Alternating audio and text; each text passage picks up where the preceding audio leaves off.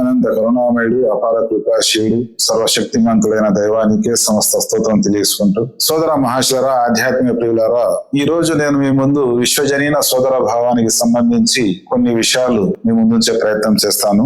సోదర మహాశయులారా, ఈ మధ్యనే ప్రచార మాధ్యమాల్లో ముస్లింను ద్వేషించే ఉద్దేశంతో హైదరాబాద్ నిజాం ఆ పాలకులు చేసిన కొన్ని కార్యాల గురించి ప్రస్తావిస్తూ, ఈ నిజాం గాడు ఎవడో ఎప్పుడో కొన్ని వందల సంవత్సరాల ముందు టర్కీ దేశం నుంచి వచ్చాడు. వచ్చిన తర్వాత బ్రిటిష్ ఓడికి ఆంధ్రాలోని కొన్ని ప్రాంతాలను అమ్మాడు, కొదువకు పెట్టాడు. అమ్మేదానికి వీడేవాడు, కొనేదానికి వాడేవాడు అనే విషయాల్ని గతించిన చరిత్ర, వాడి బలం ఎంత ఏ విధంగా ఉనిందో, ఏ విధంగా పరిపాలన చేశాడో ఆ కాలం ప్రజలకు తెలుసు. కానీ ఈ విషయాన్ని ఇప్పుడు లేవదీసేదానికి ముఖ్యమైన కారణం ఏమిటి అంటే, ఆ హైదరాబాద్ నగరంలో కొన్ని చిహ్నాలు ఉన్నాయి. ఆ చార్మినార్ అని, కొన్ని హుసేన్ సాగర్ అని, ఇంకా కొన్ని పెద్ద పెద్ద ఆసుపత్రులు, పెద్ద పెద్ద కట్టడాలు, గోల్కొండ, ఇటువంటి కొన్ని నిదర్శనాలు ఉన్నాయి. కానీ ఈ మనువాదులు ఎవరైతే ఉన్నారో, సంకుచిత మనస్తత్వం కలిగిన వారు ఎవరైతే ఉన్నారో, వీరి యొక్క హృదయాలు ఉన్నతంగా ఉండవు కాబట్టి, విశాలంగా ఉండవు కాబట్టి, వీరి ఆలోచనలు కూడా సంకుచితంగానే ఉంటాయి. ఎప్పుడో జరిగిపోయిన విషయాలను ఇప్పుడు లేవదీసి ముస్లింల పైన విద్వేషాన్ని వెళ్ళగక్కే దానికోసము అమ్మేదానికి వాడేవాడు, కొనేదానికి వీడేవాడు అంటే వారి సంఖ నాగింది మీరే కదా. ఈనాటి మనువాదులు ఆర్ఎస్ఎస్ ఎవరైతే ఉన్నారో, బ్రిటిష్ వాళ్ళకి సపోర్ట్ ఇచ్చింది వాళ్ళే. మీరు చాలా మంచి వాళ్ళు, ఇక్కడే ఉండండి, పరిపాలన చేయండి అని చెప్పింది మనువాదులే. అందుకోసమే వాడు కొన్నాడు. మరి ఎప్పుడో జరిగిన విషయాలను విడిచిపెట్టి ఇప్పుడు మన పాలకులు విశాఖపట్నం, విజయవాడ లాంటి సిటీల్లో ఎకరా ₹1 అమ్ముతున్నారు. బయటికి పోయి అడక్కు తినే వాళ్ళ మాదిరి వచ్చి మా దేశంలో, మా రాష్ట్రంలో పెట్టుబడి పెట్టండి అని వాళ్ళ కాళ్ళ పట్టుకుంటున్నారు, భంగపడుతున్నారు. మరి ఈ నాయకులు మీకు ఇస్తారా ఎకరా ₹100, ₹1000? మరి ఎందుకు బయట దేశస్తులకు ఎకరా రూపాయికి ఇస్తున్నారు? సొంత ప్రజలకు ఇవ్వడం లేదు, పరాయి ప్రజలకు ఎందుకు ఇస్తున్నారు అంటే, ప్రపంచం అనేది గ్లోబల్ విలేజ్ అయిపోయింది. ప్రజలకు ఉపాధి కావాలి అంటే ఫ్యాక్టరీలు కావాలా, సంస్థలు రావాలా, గవర్నమెంట్ కు ఆదాయం వస్తుంది. ప్రజలకు ఉపాధి కల్పించే దానికోసం మన నాయకులు బయటి నుంచి పెట్టుబడిదారుల్ని పిలుస్తున్నారు, పారిశ్రామికవేత్తల్ని పిలుస్తున్నారు. ఆ విధంగానే టర్కీ నుంచి వచ్చారు, ఇరాన్ నుంచి వచ్చారు. ఈ రోజు స్మృతి ఇరానీ గాని, నెహ్రూ గాని, అమిత్ షా గాని, టాటా బిర్లాలు గాని, ఇంకా ఈ షా అనే పేరు ఎవరిదైతే వస్తాదో వీళ్ళందరూ కూడా ఇరాన్ నుంచి వచ్చిన వాళ్ళే. ఈ ఆర్యులంతా బయట దేశాల నుంచి వచ్చిన వాళ్ళే.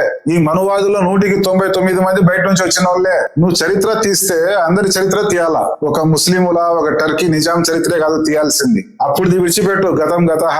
ఇప్పుడు వేరే ప్రపంచ దేశాల వాళ్ళు వచ్చి పెట్టుబడి పెడుతున్నారు, వారికి ఉచితంగా భూములు ఇస్తున్నారు, సబ్సిడీతో కరెంట్ ఇస్తున్నారు, అన్ని సౌకర్యాలు కల్పిస్తున్నారు. ఇప్పుడు ఎందుకు మీరు అడ్డుకోవడం లేదు? దేశ ప్రజల మేలు కోరేవారు దేశ సంపత్తిని, భూమిని మీరు అగ్గవగా ఎందుకు ఇస్తున్నారు అని డిమాండ్ ఎందుకు చేయడం లేదు? ప్రభుత్వం స్థాపించిన సంస్థల్ని పప్పులకు, బఠానాలకు అంటగడుతున్నారు, అంబానీకి, అదానికి. వారి గురించి మీరు ఎందుకు మాట్లాడడం లేదు?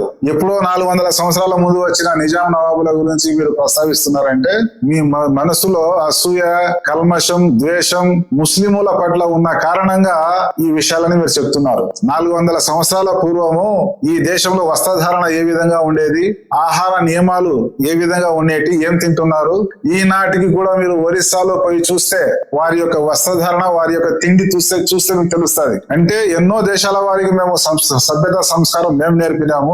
ఎన్నో దేశాల వారు మనకు వచ్చి తిండి, వస్త్రాలు, ఎన్నో విషయాలు వారి ద్వారా మనం నేర్చుకోవడం జరిగింది. సభ్యత, సంస్కారాలు కొన్ని మనం వారికి నేర్పితే, వారు ఇక్కడికి వచ్చిన తర్వాత ఈ రోజు జుబ్బా, షెర్వాని వేస్తున్నారు. ఇది ఇండియన్ కల్చరా, భారతీయ సాంప్రదాయమా? జుబ్బా, షెర్వాని వేయడము, టోపీ పెట్టడము. మన పూర్వీకులు గ్రంథ ప్రజల్లో, ధర్మాల్లో చూడండి, ఒక గోసె మాత్రమే ఉంటది, పైన చొక్కా ఉండదు. మీరు దాన్ని అభిమానించినట్లయితే చొక్కా తీసేయండి. ఇంకా ఎన్నో తెగలు ఉన్నాయి. స్త్రీలు కూడా రైక తొడగరు, చీర మాత్రమే తొడుగుతారు. కేరళలో కూడా సాంప్రదాయం ఉండేది. టిప్పు సుల్తాన్ వచ్చిన తర్వాత రైక తొలగించడం జరిగింది. టిప్పు సుల్తాన్ రాకముందు లంగా మాత్రమే తొడిగేవారు కేరళలో. మీరు ఆ సంస్కృతి కోరుకున్నట్లయితే అదే పాటించండి. రొమ్ము మీద, భుజాల మీద బట్టలు తొడగాకండి. మీకు అసూయ, ద్వేషాలు ముస్లింల పట్ల ఉన్నాయి. వాళ్ళు ఏదైతే సభ్యత, సంస్కారము, ఇరానీ టీ గాని, బిర్యానీ గాని, సభ్యత, సంస్కారాలు బోధించారో వాటి పట్ల మీకు అసూయ, ద్వేషం ఉంది. అందుకోసము పరాయి వారి యొక్క సాంప్రదాయాలు, వాళ్ళు వండిన భోజనాలు గాని, వారు తాగిన టీ గాని, బిస్కెట్ గాని మీరు తినగాకండి, త్రాగకండి. ఫుడ్ జిహాద్ చేస్తున్నారు కదా మీరు. అందుకోసము ప్రపంచము, విశ్వజనీన సోదర భావము కుగ్రామం అయిపోయింది, గ్లోబల్ విలేజ్ అయిపోయింది. మన భారతీయులు ఎంతో మంది బయట దేశాల్లో ప్రధానమంత్రులు అవుతారు, మినిస్టర్లు అవుతారు, అక్కడ పెద్ద పెద్ద ఫ్యాక్టరీలు కొంటున్నారు. బయటి దేశస్తులు మన దేశంలో పెట్టుబడి పెడితే మన దేశస్తులు బయట పెట్టుబడి పెడుతున్నారు. ప్రపంచమంతా కుగ్రామం అయితే ఇప్పుడు మీరు ప్రజల్ని విభజించే ప్రయత్నాలు చేస్తున్నారు. ఎప్పుడో వందల సంవత్సరాల నాటి విషయాలు తీసి అమ్మేదానికి వాడేవాడు, కొనేదానికి బ్రిటిష్ వాడేవాడు, ఇవన్నీ విద్వేషాలు పెంచడమే గాని సోదర భావాన్ని పెంచే విషయాలు కాదు. అందుకోసమే సమాజంలోని విఘ్నులు, వివేకవంతులు, మేధావులు ప్రజలు ఎవరైతే ఉన్నారో ఇటువంటి చీడ పురుగుల విషయాలు, మాటలు ఏవైతే ఉన్నాయో అవి గమనించాలని, వాటిని నిరోధించాలని నేను విన్నవించుకుంటున్నాను. దైవ చిత్తం అయితే ఆధ్యాత్మిక వీడియోలు ముందు కూడా వస్తూ ఉంటాయి. వీడియో నచ్చినట్లయితే సబ్స్క్రైబ్ చేయండి, బంధుమిత్రులకు షేర్ చేయండి. అస్సలాము అలైకుం వరహమతుల్లాహి వబరకాతుహు.